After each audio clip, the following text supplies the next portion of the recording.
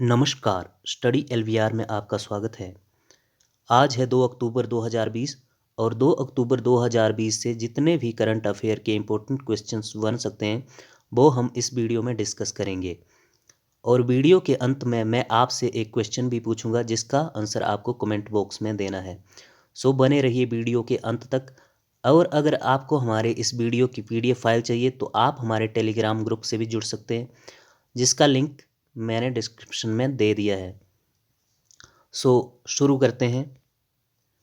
इसमें हमारा पहला क्वेश्चन है, अंतर्राष्ट्रीय कॉफ़ी दिवस निम्न में से किस दिन मनाया जाता है? तो अंतर्राष्ट्रीय कॉफ़ी दिवस जो है वो मनाया जाता है 1 अक्टूबर को। तो इसका सही आंसर है ऑप्शन ए, 1 अक्टूबर। तो अंतर्राष्ट्रीय कॉफ़ी दिवस प्रति वर्ष 1 अक्टूबर को मनाया जाता है। इस दिवस का मुख्य उद्देश्य उन सभी लोगों के प्रति आदर व्यक्त करना है जो खेत से दुकान तक कॉफ़ी को पहुंचाने में बहुत ही कड़ी मेहनत करते हैं। अंतर्राष्ट्रीय कॉफ़ी संगठन ने साल 2015 में इटली के मिलान में पहला कॉफ़ी दिवस जब वो मनाया था। हमारा नेक्स्ट क्वेश्चन है, भारत ने हाल ही में ओडिशा के बालासोर में किस मिसाइल के नए संस्करण का सफलतापूर्वक परीक्षण किया है? तो इसका आंसर है हमारा option D, BrahMos supersonic cruise missile. तो भारत ने ओडिशा स्थित एक प्रक्षेपण स्थल में ब्रह्मोस सुपरसोनिक क्रूज मिसाइल का 30 सितंबर 2020 को सफल प्रायोगिक परीक्षण किया था। ये मिसाइल 8.4 मीटर लंबी है तथा 0.6 मीटर चौड़ी है तथा इसका वजन जो है वो 3000 किलोग्राम है। ये मिसाइल 300 किलोग्राम वजन तक का विस्फोटक ढोने तथा 300 किलोमीटर से 500 किलोमीटर तक प्रहार करने की क्षमता रखता है। ये सुपरसोनिक मिसाइल की आवाज़ की गति से भी 2.8 गुना तेज जाने की क्षमता रखता है। इस मिसाइल को पानी, जहाज, हवाई जहाज और जमीन एवं मोबाइल लॉन्चर से भी छोड़ा जा सकता है। तो मूव ऑन करते हैं नेक्स्ट क्वेश्चन की तरफ। तो हमारा नेक्स्ट क्वेश्चन है, ब्रिक्स देशों के नव विकास बैंक ने Delhi Ghaziabad Meerut regional rapid transit system परियोजना के लिए कितने करोड़ डॉलर कर्ज की मंजूरी दे दी है? तो इसका हमारा सही आंसर है ऑप्शन ए, 50 करोड़ डॉलर। तो ब्रिक्स देशों के नव विकास बैंक ने Delhi Ghaziabad Meerut regional rapid transit system परियोजना के लिए 50 करोड़ डॉलर और मुंबई मेट्रो के लिए 24.1 करोड़ डॉलर कर्ज की मंजूरी दे दी है। दिल्ली गाजियाबाद मेरठ RRTS परियोजना के लिए मंजूर किए गए 50 करोड़ डॉलर का इस्तेमाल राष्ट्रीय राजधानी क्षेत्र परिवहन निगम लिमिटेड तीव्र रेल गलियारा के विकास के लिए करेगा। ये गलियारा दिल्ली को उत्तर प्रदेश के गाजियाबाद और मेरठ से जोड़ेगा। RRTS की कुल लंबाई 82.15 किलोमीटर होगी। तो मूव ऑन करते हैं नेक्स्ट क्वेश्चन की तरफ। तो हमारा नेक्स्ट क्वेश्चन है, केंद्र सरकार की तरफ से अंतर्राष्ट्रीय यात्री उड़ानों को कब तक निलंबित कर दिया गया है? तो इसका हमारा सही आंसर है ऑप्शन बी, 31 अक्टूबर। तो केंद्र सरकार ने नियमित अंतर्राष्ट्रीय उड़ानों पर प्रतिबंध 31 अक्टूबर तक बढ़ा दिया है। इससे पहले 30 सितंबर तक नियमित अंतर्राष्ट्रीय उड़ानों को प्रतिबंधित किया गया था। देश में अंतर्राष्ट्रीय उड़ान का नियमित परिचालन 22 मार्च से बंद है। पूर्ण बंदी के दौरान 25 मार्च से सभी घरेलू यात्री उड़ानों पर भी रोक लगा दी गई थी। तो 2 महीने बाद से नियमित घरेलू यात्री उड़ानों का परिचालन शुरू हो गया है, लेकिन अंतर्राष्ट्रीय उड़ानों पर प्रतिबंध अभी भी जारी है। मूव ऑन करते हैं नेक्स्ट क्वेश्चन की तरफ। तो हमारा नेक्स्ट क्वेश्चन है, अमेरिका की निजी equity company silver lake partners ने हाल ही में रिलायंस रिटेल में कितने करोड़ रुपए का अतिरिक्त निवेश करने की घोषणा की है? तो इसका हमारा सही आंसर है ऑप्शन डी, 1875 करोड़ रुपए। तो अमेरिका ने निजी equity company silver lake partners Reliance industries की खुदरा इकाई में 1875 करोड़ रुपए का अतिरिक्त निवेश करेंगी। इससे आरआरवीएल में सिल्वर लेक और इसके सह निवेशकों का कुल निवेश 9,375 करोड़ रुपए हो जाता है।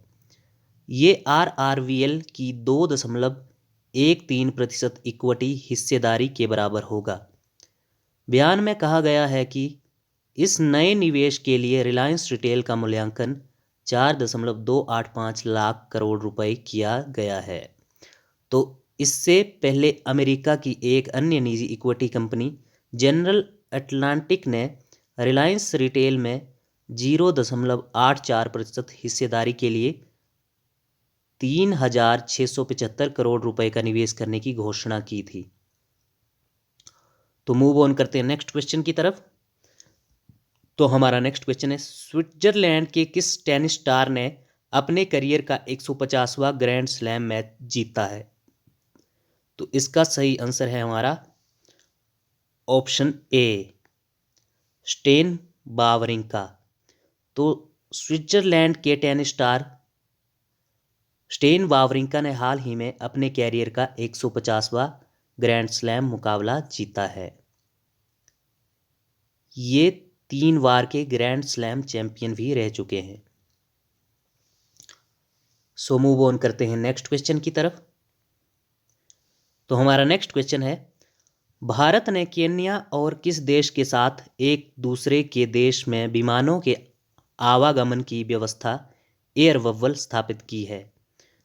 तो इसका सही आंसर है हमारा ऑप्शन सी, भूटान। तो भारत ने केन्या और भूटान के साथ एक दूसरे के देश में विमानों के आवागमन की व्यवस्था एयर बबल स्थापित की है। इस समझौते के तहत भारत अपनी हवाई सेवा इन 2 देशों में देगा, वहीं ये दोनों देश भारत में अपनी सेवा दे सकेंगे।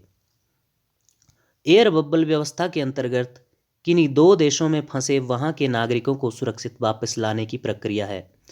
कोरोना महामारी के बीच बहुत लोगों को काफ़ी मुश्किलों का सामना करना पड़ा, जिनका वीज़ा खत्म हो रहा था। शुरू में वंदे भारत मिशन के तहत भारत ने कुछ स्पेशल उड़ानें चलाई और दुनिया भर से भारतीयों को देश वापस लाया गया। वहीं इसके बाद एयर बबल व्यवस्था की शुरुआत की गई। सो हमारा नेक्स्ट क्वेश्चन है, इतनी शक्ति हमें देना दाता के गीतकार और लेखक निम्न में से कौन हैं जिनका हाल ही में निधन हो गया है? तो इनमें हमारा सही आंसर है ऑप्शन ए, अभिलाष। तो मशहूर गीतकार अभिलाष का हाल ही में मुंबई के एक हॉस्पिटल में निधन हो गया है। वे 74 वर्ष के थे। उनके मुख्य गीतों में इतनी शक्ति हमें देना दाता, संसार है एक दरिया सहित अन्य शामिल हैं। अभिलाष के करियर के लिए अंकुश फिल्म का गीत इतनी शक्ति हमें देना दाता एक बड़ा मोड़ साबित हुआ था। इस गाने को लिखने में उन्हें 2 महीने का वक्त लगा था। विश्व की 8 भाषाओं में इस गीत का अनुवाद हो चुका है। हमारा नेक्स्ट क्वेश्चन है, हाल ही में किस राज्य सरकार ने पर्यटन संजीवनी योजना की घोषणा की है? तो इसमें हमारा सही आंसर है ऑप्शन सी, असम। तो असम सरकार ने हाल ही में पर्यटन संजीवनी योजना की घोषणा की है। इसके तहत इच्छुक उद्यमी को 1 लाख रुपए से 20 लाख रुपए तक ऋण दिए जाएंगे। तो असम के बारे में एक इम्पोर्टेंट फैक्ट ये है कि वहाँ पर है काजीरंगा नेशनल पार्क, जो कि एक सींग वाले गैंडे के लिए काफ़ी प्रसिद्ध है।